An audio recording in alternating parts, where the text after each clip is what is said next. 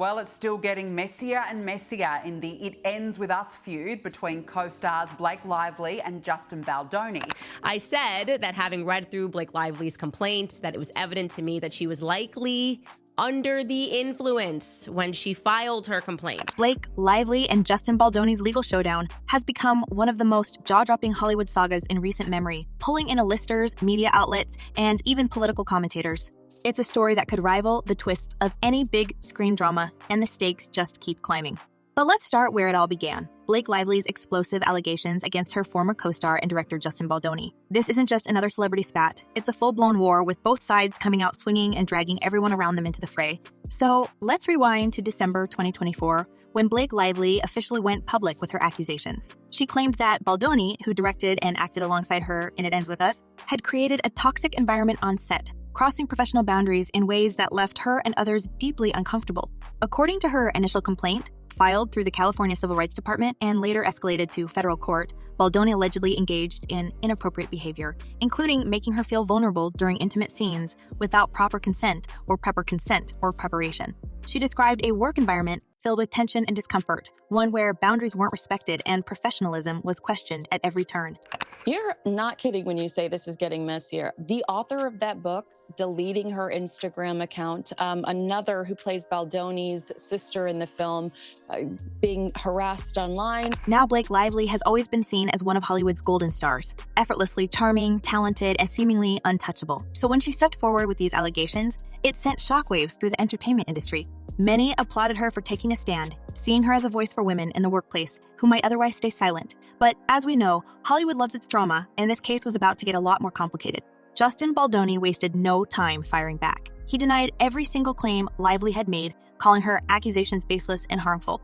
In fact, he didn't stop at denying the allegations. He went on the offensive, accusing Blake of fabricating these stories as part of a calculated effort to wrestle creative control of the project away from him. According to Baldoni's legal team, this wasn't about justice or accountability. It was about power and revenge. And here's where it gets even messier. Baldoni claimed that Lively's husband, Ryan Reynolds, had also played a role in orchestrating this smear campaign.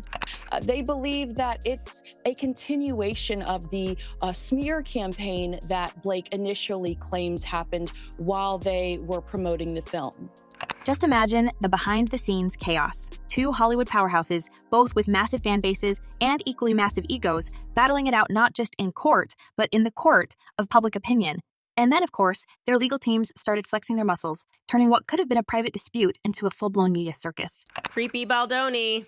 Getting close to her, obviously making small chatter not in character so as not to make the scene, which didn't require dialogue, awkward. But wait, it doesn't stop there. Enter conservative commentator Candace Owens, who decided this case was the perfect platform to air her opinions. Owens, never one to shy away from controversy, took to her channels to call out what she described as an unbelievable number of lies coming from Blake Lively's camp. According to Owens, Lively's claims weren't just exaggerated. They were outright fabrications designed to destroy Baldoni's career and elevate her own profile in the process.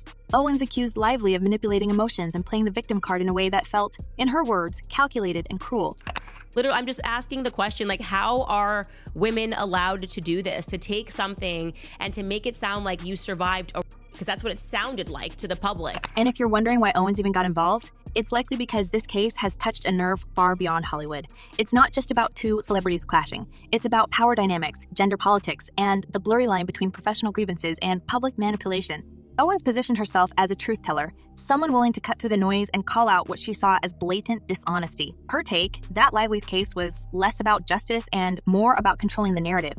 "It's a boat full of lies," Owens said bluntly in one of her fiery commentaries, adding, "This is about making a mountain out of a molehill." But let's be clear, Owens wasn't the only one raising eyebrows. Legal experts also began to dissect Lively's complaints, pointing out inconsistencies that, if true, could seriously undermine her case. For instance, Lively claimed that Baldoni had improvised a kiss during a scene without her consent. Yet, footage released by Baldoni's team seemed to show a very different story, one where Lively appeared to be fully engaged and even joking around with Baldoni between takes.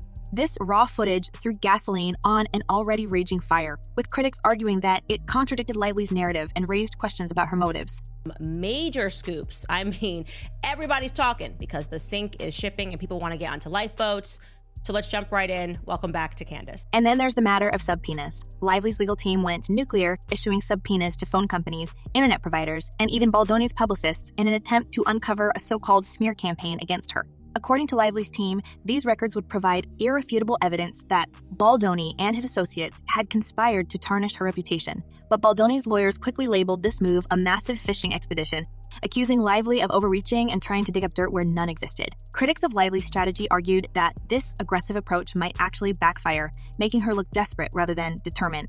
So I'm just going to very quickly, before I give you all of the tea that I got over the weekend, I'm going to go over the biggest revelations from the filing. And speaking of backfiring, let's talk about what went down on Saturday Night Live. Ryan Reynolds and Blake Lively made an appearance on the iconic show, and it didn't take long for the ongoing legal battle to become the elephant in the room.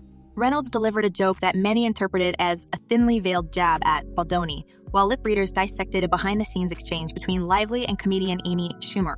People were quick to call out the couple for making light of such a serious situation, with some fans accusing them of arrogance. But the most unsettling twist in this saga might just be the role of social media. Hashtags like Blake Lively Lies began trending, with users dissecting her claims and comparing them to the evidence, or lack thereof, presented so far.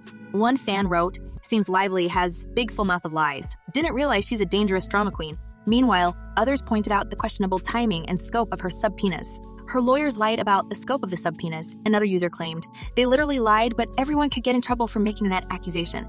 It's clear that this isn't just a court case. It's a public spectacle, with both sides fighting not only for legal victory, but for the sympathy of the masses. And with Candace Owens adding fuel to the fire, the stakes have never been higher. Owens has accused Lively of using her platform to manipulate emotions and distract from the inconsistencies in her story. She's making a mountain out of a molehill, Owens said, doubling down on her criticism. And whether you agree with her or not, there's no denying that her voice has amplified the debate, turning this legal battle into a cultural flashpoint. No one's told me to say this. I think people really didn't like her during those premiere things, and there was no plot against you, okay? Come down from your high horse. So where does this leave us? On one side, you have Blake Lively, an actress who claims she's standing up for herself and others, fighting against a toxic workplace culture. On the other, you have Justin Baldoni, who insists he's being unfairly vilified and is determined to clear his name at all costs. And somewhere in the middle are people like Candace Owens, legal experts and fans, all weighing in on who's right, who's wrong, and what this battle says about Hollywood, power, and accountability.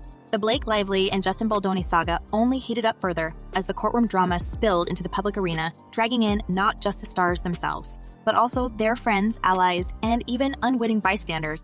If the first round of this feud had people raising their eyebrows, the second round has left them completely glued to their screens, wondering how far the two sides are willing to go. And let's be real, when you're dealing with Hollywood titans like Blake Lively and Ryan Reynolds on one side and Justin Baldoni on the other, the stakes are astronomical, not just in terms of finances, but also reputations. But what's been fascinating isn't just the battle in court. It's how this fight has bled into pop culture, social media, and even the cozy confines of late-night television. Now you have two sides here, right? So Baldoni says this was all an effort to hijack the film to get her way. Lively claims she was the victim of harassment in a hostile work environment. Let's dive right in with the most recent development, the subpoenas. Blake's legal team has been on an absolute rampage, demanding records from just about anyone and everyone even tangentially connected to Justin Baldoni. Phone companies like AT&T, T-Mobile, and Verizon were served with subpoenas to uncover text messages, call logs, and even real-time location data. Internet providers like Cloudflare and AOL, yes, apparently AOL still exists, were also dragged into the mix to provide email records and other digital breadcrumbs. According to Blake's team, these records are the so-called smoking gun that will expose an elaborate network of individuals allegedly working with Baldoni to smear her name. They argue that these records will reveal when and how the supposed retaliation campaign was orchestrated. It sounds like the plot of a spy thriller, doesn't it? Except instead of secret agents, we're dealing with Hollywood publicists and crisis managers. In our previous sidebar, Blake Lively's team has denied all of these allegations. They have responded to this filing, this lawsuit, saying, But here's the thing. Baldoni's team isn't having it. His lawyer, Brian Friedman, called the subpoenas a massive fishing expedition, accusing Blake's team of desperation. They're asking for every single call, text, data log, and even real-time location information for the past 2.5 years, Friedman said. This is not about finding evidence, it's about harassment. And honestly, he might have a point. Imagine someone combing through every text you've sent over the last few years. It's invasive, to say the least. Baldoni's camp claims that none of the requested records are relevant to the actual allegations of harassment and retaliation, and they filed motions to quash these subpoenas. That Justin won't be bullied by Blake Lively and Ryan Reynolds. So his lawyer told us that their recent court filings show how scared. But Blake's team sees things differently. They argue that these subpoenas are essential to proving their case, particularly when it comes to allegations of a coordinated smear campaign. Lively's lawyers have pointed to internal private messages they've already obtained, which they claim show Baldoni's team mocking her behind her back and celebrating their success in turning public sentiment against her. One such message allegedly brags about how, thanks to Jed's work, referring to publicist Jed Wallace, the narrative shifted and people started hating on Blake. If true, it's damning. But Baldoni's team insists these messages have been taken out of context, framing them as harmless banter rather than evidence of a malicious plot. And speaking of public sentiment, let's talk about how this drama has played out in the media. Blake and Ryan's appearance on Saturday Night Live was a masterclass in damage control, or at least that's what it was supposed to be. Ryan, ever the charmer, made a joke during a sketch that many interpreted as a jab at Justin Baldoni. The joke was subtle enough to avoid outright legal trouble, but pointed enough that everyone knew exactly who it was aimed at. And then there was the backstage footage that had everyone talking. Lip readers claim to have caught Amy Schumer making a snarky comment to Blake about the ongoing lawsuit, something along the lines of, "You're really playing the long game here, huh?" Whether that's true or not, it added another layer of intrigue to an already convoluted story. But yeah, it's just getting super nasty, and it seems like he's not cowering to this attempted gag order. Yeah, I don't really understand Blake Lively's point here. But here's where things get tricky. While Blake and Ryan might have thought their SNL appearance would help sway public opinion, it seems to have had the opposite effect. Many viewers felt the couple was trivializing a serious legal matter by turning it into fodder for comedy. One fan commented online, "You're telling me that if your wife was actually a victim, you'd be making jokes about it?" Another wrote, "This was a poor attempt at making the public like them again, but it backfired." Even some of Blake's staunchest supporters began questioning the optics of the situation. Was this a saggy PR movie, or was it a tone-deaf misstep? The jury is still out, both literally and figuratively. This tool of a lawsuit or whatever to get it into the public atmosphere, and now you're not going to allow me the chance to respond in the same avenue? Meanwhile, Justin Baldoni has been busy trying to reclaim his reputation. His team recently launched a website dedicated to telling Justin's side of the story, complete with a timeline of events, snippets of text messages, and even raw footage from the set of It Ends With Us. One clip, in particular, has caused quite a stir. It shows a scene in which Baldoni and Lively are rehearsing a slow dance. The footage was meant to counter Blake's claim that Baldoni had crossed boundaries during this scene, but instead it's only fueled more debate. In the clip, Baldoni is seen leaning in toward Lively, appearing to kiss her forehead and rub his face against her neck.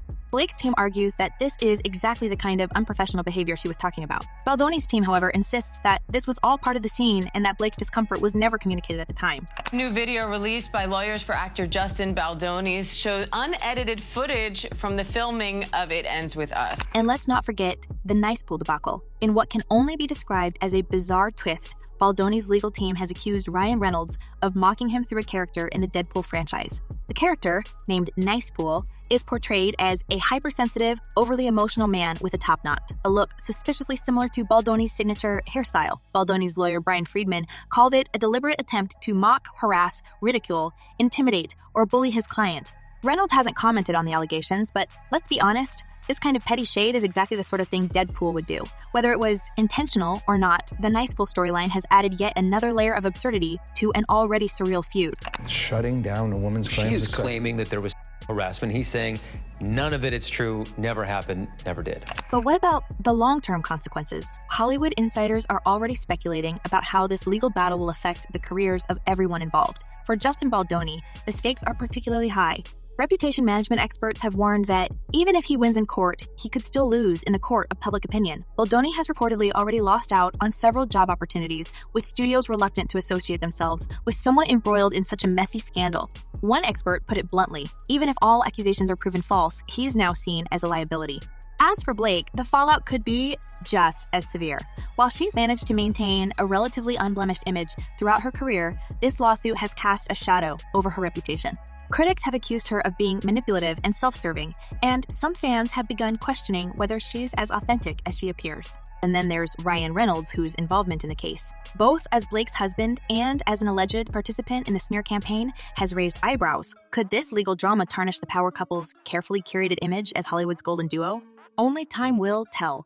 What's clear, though, is that this legal battle is far from over. With trial dates set and new developments emerging almost daily, it's anyone's guess how this will all play out.